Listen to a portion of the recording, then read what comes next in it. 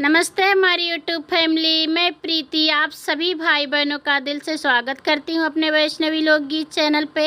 आज हम आप सभी के बीच लेकर के आ गए हैं फिर से एक हरवा गीत है दोस्तों।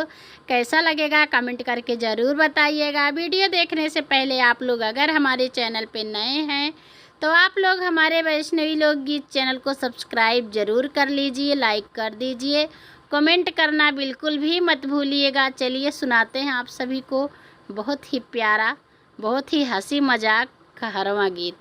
बिजली बत्ती के रोशनिया हमरे डरिया लागना, बिजली बत्ती के रोशनिया हमरे डरिया लागना, हमरे डरिया लागना, हमरे डरिया लागना, बिजली बत्ती के रोशनिया हमरे डरिया लागना, बिजली बत्ती के रोशनिया हमरे डरिया लागना। सासु आवन निहुरी निहुरी हम जानी कुकुरिया हमरे डरिया लागना, हमरे डरिया लागना, हमरे घर कहाँ मनैया हमरे डरिया लागना, हमरे घर कैसे मनैया हमरे डरिया लागना।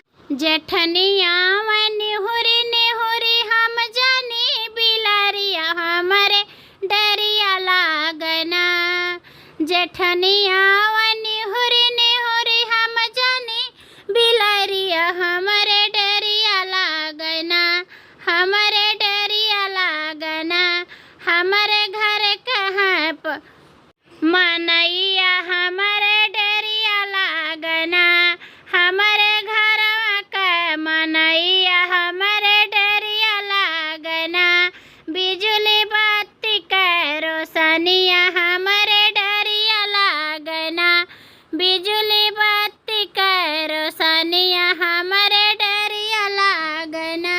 ननदिया निहुरी निहुरी हम जानी चट्टनिया हमरे डरिया लागना, ननदिया निहुरी निहुरी हम जानी चट्टनिया हमरे डरिया लागना, हमारा घरवा के मनैया हमरे डरिया लागना, हमरे घरवा के मनैया हमरे डरिया लागना, बिजली